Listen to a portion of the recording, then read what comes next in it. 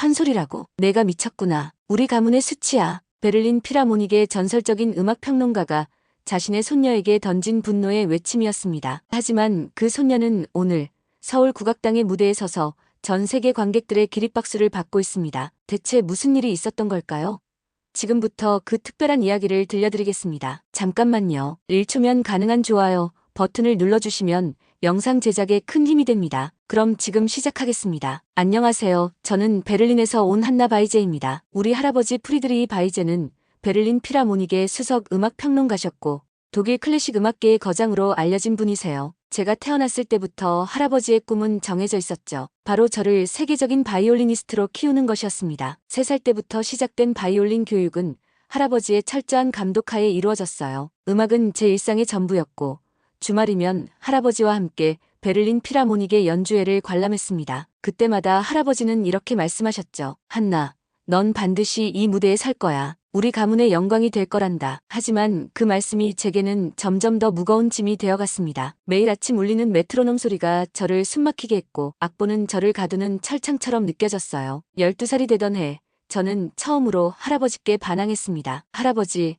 전 더 이상 바이올린을 치고 싶지 않아요. 그날 이후 할아버지와 저는 서로 말을 하지 않게 되었어요. 할아버지의 서재에 걸려있던 제 바이올린은 먼지를 뒤집어 쓴 채 잊혀져 갔고 저는 평범한 10대의 삶을 살아가기 시작했습니다. 사실 우리 가문에서 음악은 단순한 취미가 아닌 자부심이었습니다. 할아버지는 40년 넘게 베를린 필하모닉의 수석 평론가로 활동하시면서 세계적인 음악가들과 어깨를 나란히 하셨죠. 집안 곳곳에는 마에스트로들과 찍은 사진들이 걸려 있었고 할아버지의 서재에는 수많은 악보와 음반이 가득했어요. 어린 시절 제 하루는 철저히 음악과 함께였습니다. 새벽 6시 메트로놈 소리와 함께 시작된 연습은 학교 가기 전까지 이어졌고 방과 후에도 빠짐없이 레슨이 기다리고 있었죠. 주말이면 할아버지는 저를 데리고 콘서트홀을 다니셨어요. 모렴 한나, 이 선율이 어떻게 흐르는지, 이 해석이 얼마나 훌륭한지 그때는 몰랐습니다. 제가 얼마나 특별한 교육을 받고 있는지, 할아버지의 열정이 얼마나 대단한 것이었는지. 하지만 어린 제게는 그저 숨막히는 일상이었을 뿐이에요. 그렇게 3년의 시간이 흘렀습니다. 할아버지와의 대화는 점점 줄어들었고 저는 평범한 고등학생이 되어 있었어요.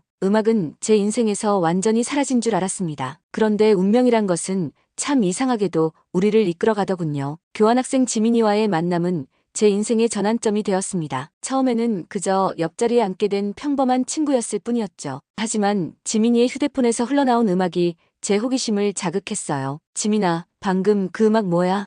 되게 특이한데. 아, 이거 BTS야. 한국의 K-팝 그룹이야. 처음 들어보는 음악이었지만 묘하게 끌렸습니다. 가사는 이해할 수 없었지만 멜로디와 리듬이 제 발을 자연스럽게 움직이게 했어요. 지민이는 자신의 플레이리스트를 저와 공유하기 시작했고 우리는 점점 더 가까워졌습니다. 어느 날 지민이가 특별한 것을 들려주겠다며 이어폰을 건넸어요. 이건 우리나라 전통음악 중에서도 특별한 거야. 판소리라고 하는데 한나는 음악을 전공했으니까 더 잘 이해할 수 있을 거야. 그 순간을 저는 평생 잊지 못할 것 같습니다. 처음 들리는 건 북소리였어요. 단순하지만 강렬한 리듬, 그리고 이어서 한 사람의 목소리가 흘러나왔습니다. 아니, 이게 어떻게 가능하지? 한 사람의 목소리가 마치 오케스트라처럼 다채로웠어요. 때로는 거칠게 울부짖다가, 때로는 새처럼 청아하게 노래하고, 또 때로는 마치 이야기를 들려주듯 편안하게 흘러갔습니다. 서양 음악에서는 결코 들어본 적 없는 음색이었죠. 이건 심청가 중에서 심청이가 인당수에 뛰어드는 장면이야. 지민이의 설명을 들으며 저는 소름이 돋았습니다. 비록 가사는 알아들을 수 없었지만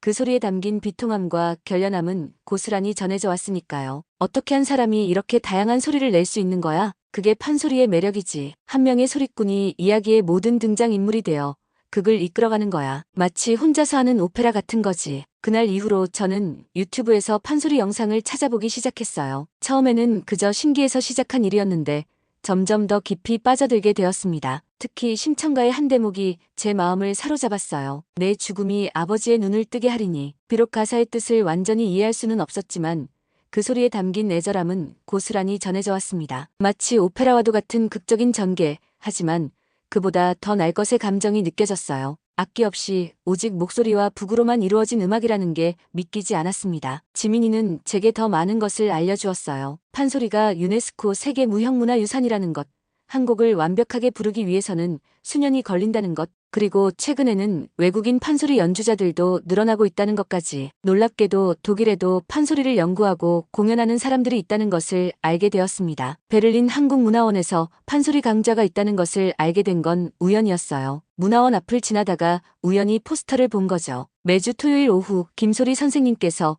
판소리를 가르치신다고 했습니다. 처음에는 그저 구경만 하려고 했어요. 문화원 건물 앞에서 한참을 망설였습니다. 발걸음을 돌리려는 순간 건물 안에서 북소리가 들려왔어요. 그 소리에 이끌려 자연스럽게 안으로 들어섰습니다. 김소리 선생님은 제가 상상했던 것과는 전혀 달랐어요. 30대 초반의 젊은 여성이었는데 서울대학교에서 국악을 전공하고 독일에서 공연과 교육 활동을 하고 계셨죠. 선생님께서는 제가 문만 살짝 열어보고 있는 것을 보시고는 환하게 웃으며 말씀하셨습니다. 들어와요. 같이 해보실래요? 처음 시작한 판소리 수업은 제가 상상했던 것보다 훨씬 어려웠습니다. 정확한 발음은 물론이고 호흡을 다루는 것부터가 완전히 달랐어요. 바이올린을 연주할 때는 악기를 통해 소리를 냈지만 이제는 제 몸 자체가 악기가 되어야 했습니다. 소리는 단순히 목에서 나는 게 아니야. 온몸의 에너지를 한 점으로 모아서 터트려야 해. 김소리 선생님의 말씀대로 해보려 했지만 처음에는 목이 쉬는 것이 일상이었죠. 그래도 이상하게 힘들다는 생각이 들지 않았어요. 오히려 매번 수업이 기다려졌습니다. 한나는 생각보다 소리가 좋은데 명랑하면서도 구성지고 서양 악기를 했던 게 오히려 도움이 되나 봐. 선생님의 칭찬에 저도 모르게 얼굴이 붉어졌습니다. 할아버지께 바이올린을 배울 때는 한 번도 듣지 못했던 말이었으니까요. 한 달이 지났을 무렵 저는 사랑가의 한 대목을 부를 수 있게 되었습니다. 춘향이와 이몽룡의 사랑 이야기를 담은 대목이었는데 가사를 이해하고 나니 더욱 깊이 빠져들었어요. 연습을 위해 녹음한 제 소리를 들으며 잠이 들 정도였죠. 하지만 이 행복한 시간은 오래가지 못했습니다. 어느 날 저녁 할아버지께서 제 방을 노크 없이 열고 들어오셨어요. 이게 무슨 소리니? 휴대폰에서 흘러나오던 제 판소리 연습 녹음을 듣고 계신 할아버지의 표정이 일그러졌습니다. 할아버지, 이건 판소리라고 해요. 한국의 전통음악인데 말도 안 되는 소리. 이런 걸 배우겠다고 바이올린을 그만뒀단 말이냐? 할아버지의 목소리가 점점 높아졌습니다. 처음으로 할아버지의 따뜻한 눈빛이 차갑게 변하는 걸 보았어요. 도대체 왜 그러니? 내가 얼마나 재능 있는 아이였는지 알아? 베를린 필하모닉의 무대에 설 수 있었을 텐데. 하지만 할아버지, 저는 지금이 행복해요. 판소리는 정말 매력적이고 말도 안 돼. 우리 가문의 자존심을 내가 이렇게 당장 그만두지 않으면. 할아버지의 말씀은 끝나지 않았지만 그 뜻은 분명했습니다. 방문이 쾅 하고 닫히고 저는 한동안 그 자리에 멍하니 서 있었어요. 창밖으로 보이는 달빛이 유난히 쓸쓸해 보였습니다. 다음 날 지민이에게 모든 이야기를 털어놓았어요. 한나야, 너 진심으로 판소리를 하고 싶은 거야? 응. 이상하게도 판소리를 할 때면 내가 정말로 살아있다는 느낌이 들어. 지민이는 잠시 생각에 잠기더니 한 가지 제안을 했습니다. 한국에서 공부해보는 건 어때? 서울대학교에 국악과가 있어. 외국인 학생들도 꽤 있다고 들었어. 그 순간 저는 가슴이 뛰는 걸 느꼈어요. 그래요. 이게 바로 제가 찾던 답이었습니다. 하지만 동시에 큰 두려움이 밀려왔죠. 할아버지를 완전히 실망시키는 일이 될 테니까요. 지민이의 말은 마치 운명처럼 제 가슴에 꽂혔습니다. 그날 밤 저는 서울대학교 국악과에 대해 찾아보기 시작했어요. 놀랍게도 이미 여러 명의 외국인 학생들이 그곳에서 공부하고 있었고 그들 중 일부는 세계적인 공연까지 하고 있다는 사실을 알게 되었습니다. 특히 한 기사가 제 시선을 사로잡았어요. 독일 출신의 브리기테 클라인이라는 분이 판소리로 박사 학위를 받고 지금은 유럽에서 활발하게 활동하고 계시다는 내용이었죠. 그분의 인터뷰 중 한 구절이 제 마음에 깊이 남았습니다. 판소리는 단순한 노래가 아닙니다. 그것은 삶의 이야기이자 영혼의 울림입니다. 서양 음악의 틀로는 설명할 수 없는 깊이가 있죠. 그 말이 제게는 큰 용기가 되었어요. 밤새 한국 유학에 대한 정보를 찾아보았고 다음날 아침 김소리 선생님을 찾아갔습니다. 선생님, 저 서울대 국악과에 가고 싶어요. 정말? 그런데 한나, 그건 쉽지 않은 결정일 텐데. 네, 알아요. 하지만 제가 정말 하고 싶은 일이에요. 선생님은 잠시 저를 바라보시더니 따뜻하게 미소를 지으셨습니다. 그래. 내 눈빛을 보니 진심인 것 같구나. 내가 도울 수 있는 건 다 도와줄게. 그날부터 본격적인 준비가 시작되었어요. 아침 일찍부터 문화원에 가서 한국어를 배웠고 점심시간에는 판소리 연습을 했습니다. 밤에는 국악의 이론과 역사를 공부했죠. 힘들었지만 매 순간이 즐거웠어요. 하지만 가장 큰 산이 남아있었습니다. 바로 할아버지께 이 결정을 말씀드리는 일이었죠. 어머니께 먼저 상의를 드렸어요. 엄마, 저 한국에 가서 국악을 배우고 싶어요. 어머니는 잠시 말없이 저를 바라보셨습니다. 내가 정말 행복해 보인다. 오랜만에 보는 모습이야. 하지만 할아버지께는 내가 먼저 말씀드려 볼게. 너는 내가 왜 이 길을 선택했는지 그 이유를 잘 정리해 보렴. 어머니의 말씀대로 저는 편지를 썼습니다. 할아버지께 드릴 편지에는 제 마음을 모두 담았어요. 사랑하는 할아버지께, 할아버지께서 제게 음악을 가르쳐 주신 것은 제 인생에서 가장 큰 선물이었습니다. 악기를 다루는 법뿐만 아니라 음악을 사랑하는 법을 알려주셨으니까요. 하지만 지금 제가 가야 할 길은 조금 다른 것 같아요. 판소리는 제게 새로운 세상을 보여주었습니다. 처음 들었을 때부터 제 영혼이 떨리는 것을 느꼈어요. 바이올린을 켤 때는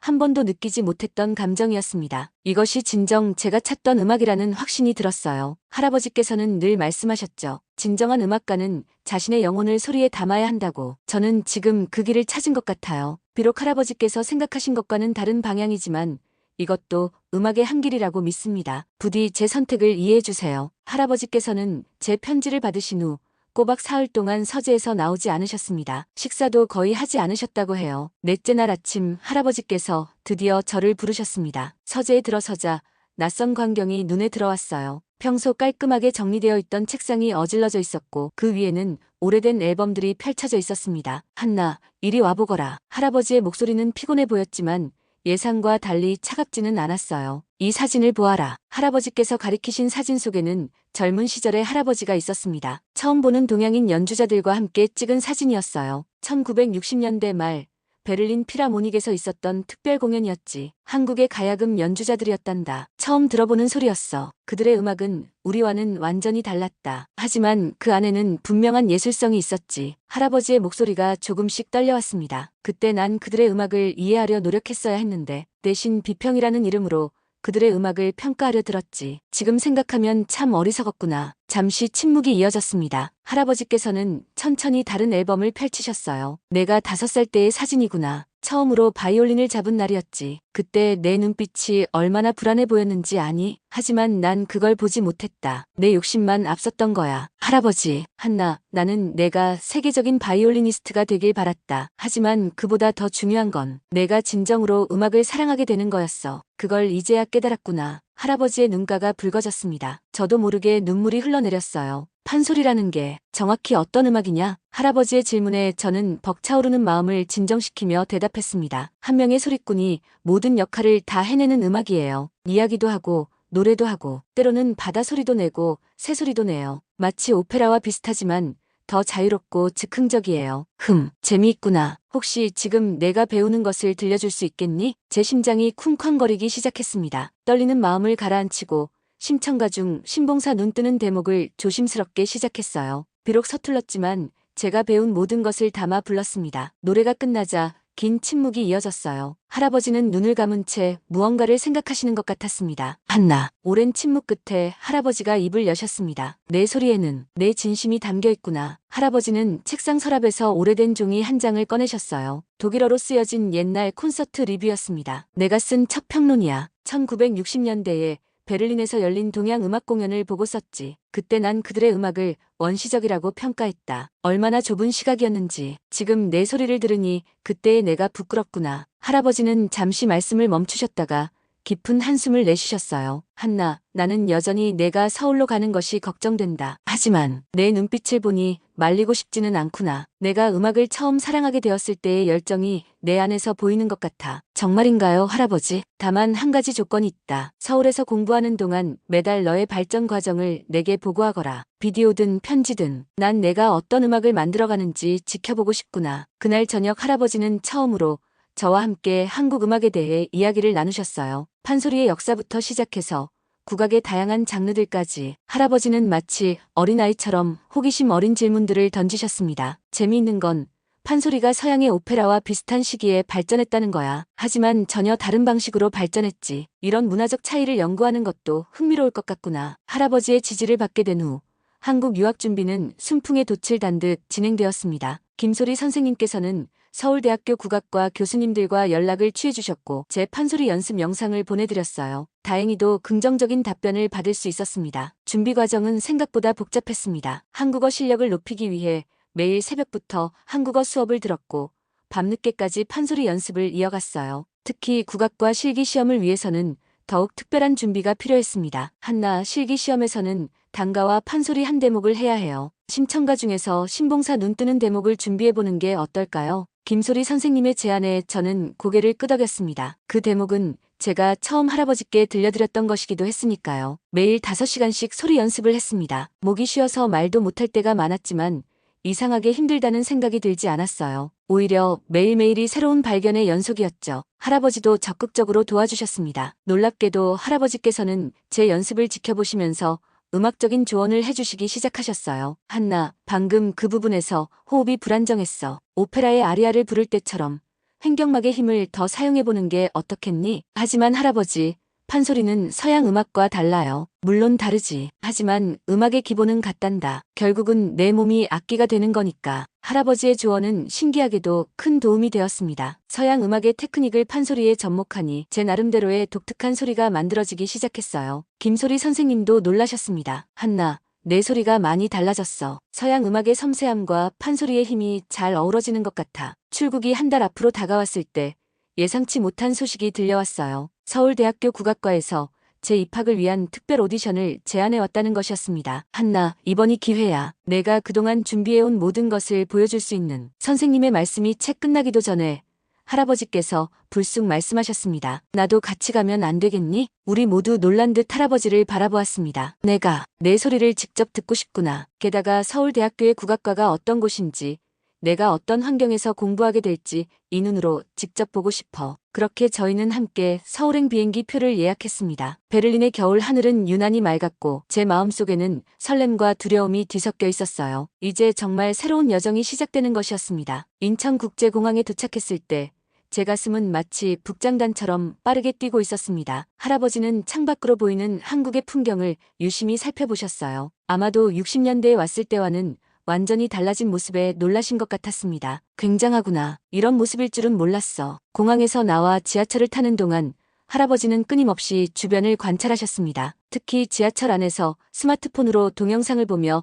연습하는 젊은 음악가를 보시고는 감탄하셨어요. 이렇게 열정적인 젊은이들이 많구나. 베를린에서는 요즘 찾아보기 힘든 모습인데 서울대학교 국악과 건물에 도착했을 때 저는 차마 발걸음을 떼지 못했습니다. 지금까지의 모든 준비가 이 순간을 위한 것이었는데 막상 여기 서니 두려움이 밀려왔어요. 할아버지께서 제 어깨를 가볍게 두드리셨습니다. 한나, 너를 믿는다. 그동안 얼마나 열심히 준비했는지 내가 다 지켜봤잖니. 오디션장에 들어서자 평가위원으로 앉아 계신 5분의 교수님들이 저를 바라보고 계셨습니다. 그중 가운데 계신 분이 한국어로 질문하셨고 지민이가 제게 통역해 주었어요. 어떻게 판소리를 시작하게 되었나요? 저는 떨리는 목소리로 대답했습니다. 한국 친구가 들려준 판소리를 처음 들었을 때 마치 영혼이 깨어나는 느낌이었습니다. 그 감정을 표현할 말이 없었어요. 바이올린을 연주할 때는 느끼지 못했던 자유로움이 있었습니다. 교수님들께서 서로 눈빛을 교환하시더니 다음 질문이 이어졌어요. 외국인으로서 판소리의 어떤 점이 가장 어렵게 느껴지나요? 언어의 장벽이 가장 큰 어려움이었습니다. 판소리는 단순히 노래가 아니라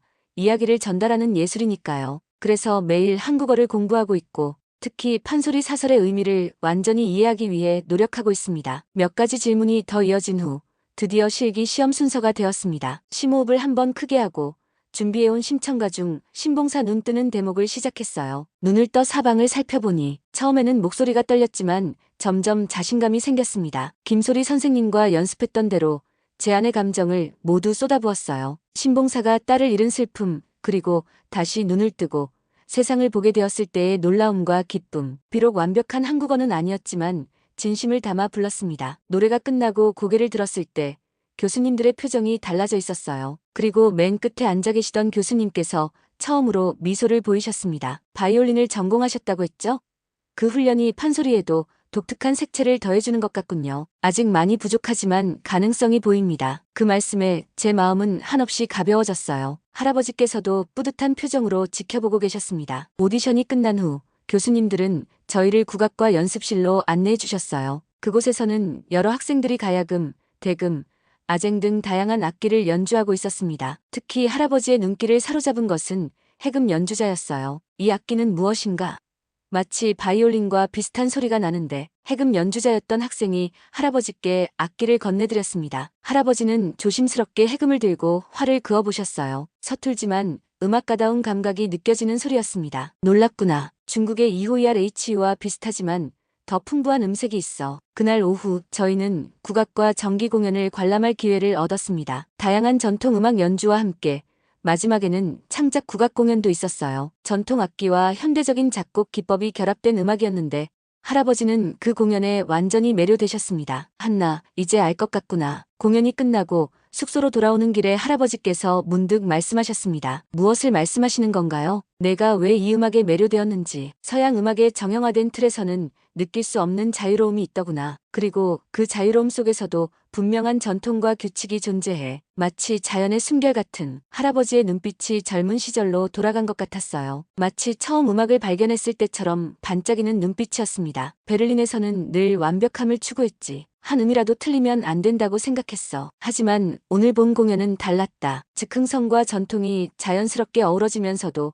현대적인 해석이 가미되어 있었어. 잠시 생각에 잠기시더니 할아버지는 이어 말씀하셨습니다. 사실 난 내가 한국에서 공부하는 것을 반대했었다. 하지만 이제는 내 선택이 옳았다는 걸 인정하고 싶구나. 여기서라면 내가 진정한 음악가로 성장할 수 있을 것 같아. 그날 밤 할아버지는 오랜만에 바이올린을 연주하셨어요. 호텔방에서 작게 울리는 바이올린 선율은 어쩐지 평소와는 달랐습니다. 마치 해금의 음색을 흉내 내려 하시는 것 같았어요. 다음 날 서울대학교로부터 기쁜 소식이 전해졌습니다. 제가 국악과 특별전형에 합격했다는 소식이었어요. 할아버지는 그 자리에서 바로 결정을 내리셨습니다. 한나, 내가 한 가지 제안을 하고 싶구나. 내가 이곳에서 공부하는 동안 나도 3개월에 한 번씩 방문하마. 그리고 내 공연이 있을 때는 꼭 와서 보겠다. 정말인가요, 할아버지? 그래. 나도 이제 한국 음악에 대해 더 배우고 싶어졌단다. 어쩌면 베를린 필하모닉에서 한국 전통음악 특별 공연을 기획해 볼 수도 있겠지. 할아버지의 눈빛에서 새로운 열정이 느껴졌습니다. 그리고 저는 깨달았어요. 음악은 결코 한 가지 형태로만 존재하는 것이 아니라는 것을. 그리고 진정한 음악가는 끊임없이 새로운 것을 발견하고 배워나가는 사람이라는 것을. 베를린으로 돌아가시는 날 할아버지는 공항에서 마지막으로 제 손을 꼭 잡으셨습니다. 한나, 내 할아버지가 틀렸었구나. 음악에는 국경이 없어. 다만 우리가 그 경계를 만들었을 뿐이지. 이제 넌 그 경계를 넘어서고 있구나. 지금은 서울대학교 국악과에서 첫 학기를 보내고 있습니다. 매일매일이 새로운 발견의 연속이에요. 한국어 실력도 늘고 있고 판소리에 대한 이해도 깊어지고 있죠. 특히 즐거운 것은 다양한 국적의 친구들과 함께 공부하는 것입니다. 지난주에는 제 첫 공연이 있었어요. 판소리와 현대음악의 만남이라는 주제로 바이올린과 판소리를 접목한 실험적인 무대였습니다. 할아버지께서 약속대로 베를린에서 오셔서 지켜봐 주셨어요. 공연이 끝난 후 할아버지께서 무대 뒤로 오셨습니다. 말씀하시기 전에 먼저 저를 꼭 안아주셨어요. 한나, 내가 자랑스럽구나. 오늘 내 무대는 음악의 새로운 가능성을 보여주었어. 그리고 뜻밖의 소식을 전해주셨습니다. 베를린 필하모닉에서 내년 시즌에 동서양 음악의 대화라는 특별기획 공연을 준비하고 있다고 해요. 한국의 판소리와 독일의 오페라가 만나는 무대라고 합니다. 물론 내가 그 무대의 중심이 되어주겠지? 할아버지의 말씀에 저는 눈물이 났습니다. 이제는 압니다. 제가 선택한 이 길이 결코 쉽지는 않겠지만 분명 가치 있는 여정이 될 거라는 것을. 매일 아침 국악과 연습실에서 울리는 판소리 수업 소리와 함께 하루를 시작합니다. 때로는 다른 학생들의 해금 소리, 가야금 소리와 어우러지기도 하죠. 그리고 저녁이면 베를린에 계신 할아버지와 영상 통화를 하며 하루를 마무리해요. 할아버지는 요즘 한국 음악책을 열심히 공부하고 계시다고 합니다. 다음 방문 때는 판소리 이론에 대해 제게 질문하고 싶다고 하시네요. 음악을 향한 할아버지의 열정은 여전히 현역이셨던 그때 그대로입니다. 이제 저는 압니다. 진정한 음악이란 장르나 국적의 경계를 넘어서는 것이라는 걸. 그리고 그 과정에서 우리는 서로를 이해하고 새로운 가능성을 발견하게 된다는 것을. 베를린과 서울을 오가며 저는 제 자신만의 소리를 만들어가고 있습니다. 그리고 이 여정에는 이제 할아버지도 함께하고 계시죠. 어쩌면 이것이야말로 음악이 우리에게 줄 수 있는 가장 큰 선물이 아닐까요? 오늘도 판소리 연습을 하며 생각합니다. 이제는 진정으로 제가 사랑하는 음악을 하고 있다고. 그리고 그 음악을 통해 새로운 세상을 만나고 있다고. 오늘 저희가 들려드린 이야기는 음악을 통해 세대와 문화의 벽을 허물어간 한 젊은이의 이야기였습니다. 때로는 우리의 선택이 주변의 기대나 관습과 다를 수 있습니다. 하지만 그 선택에 진심이 담겨 있다면